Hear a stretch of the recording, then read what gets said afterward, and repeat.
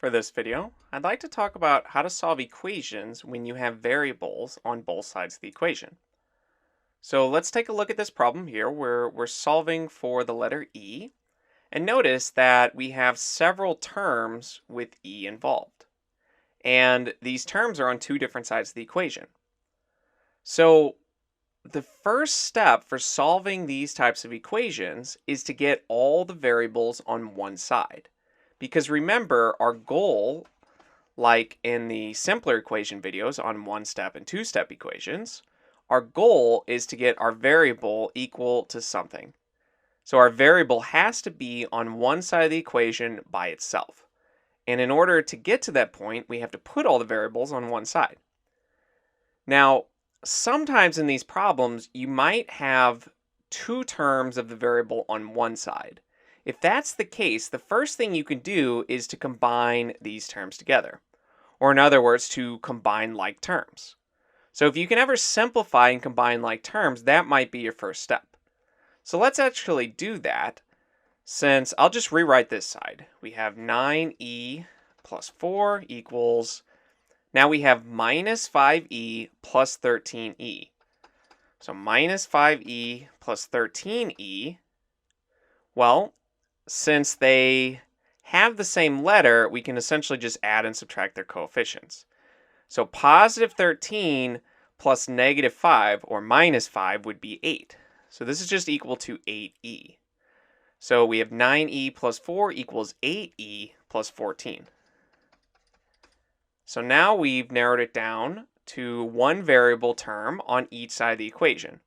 But we now need to move all the variables to one side. And to do that, well, first we need to decide which side to move them to. And my general advice is to move them to the side with more. So let me write that down. Move the variables to the side of the equation with more.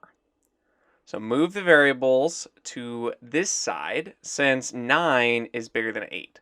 So what I mean by the side with more is when you look at the coefficients, the numbers multiplied by your variable, so 9 and 8 in this case, move it to the side with the higher number. So in this case, 9. Now you can definitely still move it to this side with 8e. You just end up with negative numbers. So if you like to avoid negatives, if you feel like you make some mistakes with negative numbers, this is just a way to potentially avoid that.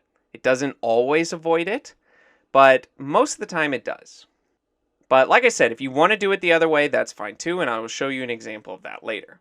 So let's continue the problem. So let me make a little bit more room, let's say over here.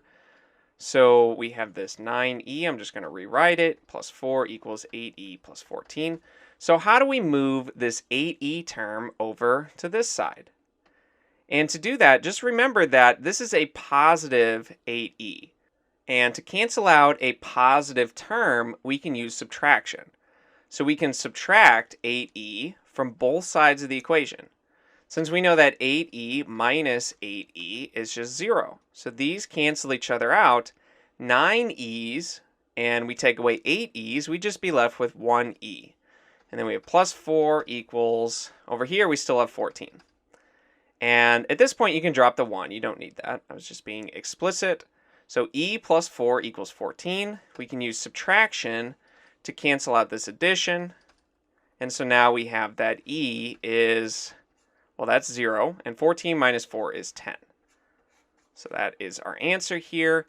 And at this point, you would also want to check your work. But I will be honest with you, checking your work on problems like these, it gets to be a little bit tedious.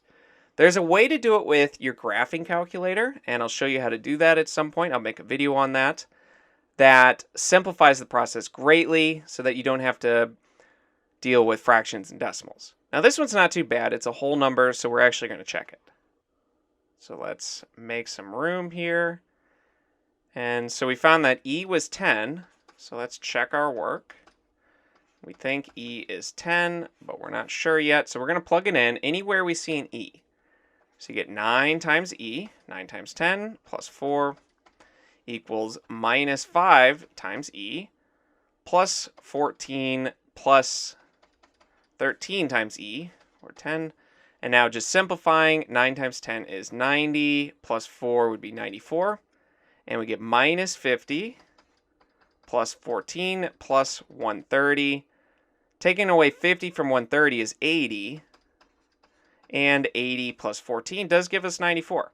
So we got something back that was true, which helps us feel very confident that this is in fact the right answer.